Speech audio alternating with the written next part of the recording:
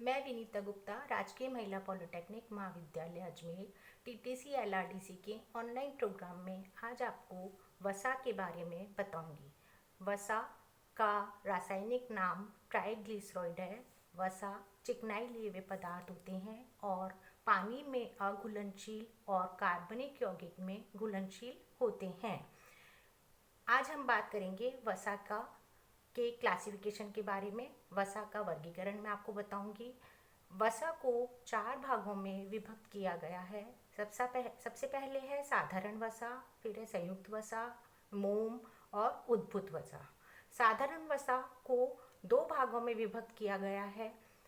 वसा जिसको हम घी कहते हैं आम भाषा में, और दूसरा है तेल। वसा जो होती है या घी जो होता है वो 20 डिग्री सेंटीग्रेड पर ठोस अवस्था में रहता है, और तेल जो होता है वो 20 डिग्री सेंटीग्रेड पर तरल अवस्था में रहता है। साधारण वसा में एक अणु वसीय अम्ल का और 3 अणु ग्लिसरॉल के होते हैं।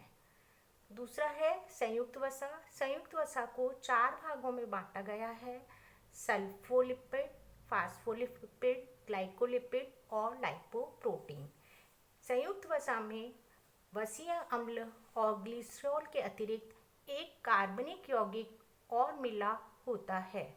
जैसे सल्फोलिपिड में वसीय अम्ल और ग्लिसरॉल के साथ सल्फ्यूरिक एसिड होता है।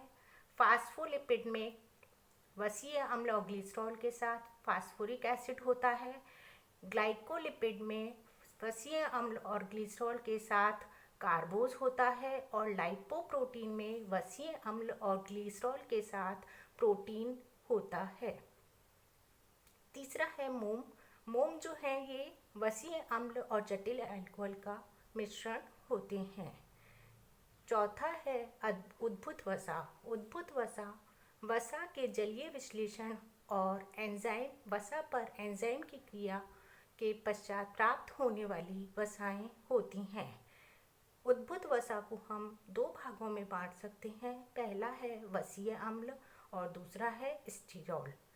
वसीय अम्ल 2 प्रकार के होते हैं: संतृप्त वसीय अम्ल और असंतृप्त वसीय अम्ल, सैचुरेटेड और अनसैचुरेटेड। संतृप्त वसा अम्ल ठोस अवस्था में होते हैं और असंतृप्त वसा अम्ल तरल अवस्था में होते हैं। असंतृप्त वसा अम्ल पोषण के लिए अति आवश्यक होते हैं। दूसरा है स्टीरॉल। स्टीरॉल को हम 2 भागों में विभक्त करते हैं: कोलेस्ट्रॉल और ऑर्गेस्टीरॉल। कोलेस्ट्रॉल जो होता है ये जंतु जगत से प्राप्त वसा है, और ऑर्गेस्टीरॉल जो है ये वनस्पति जगत से प्राप्त वसा है।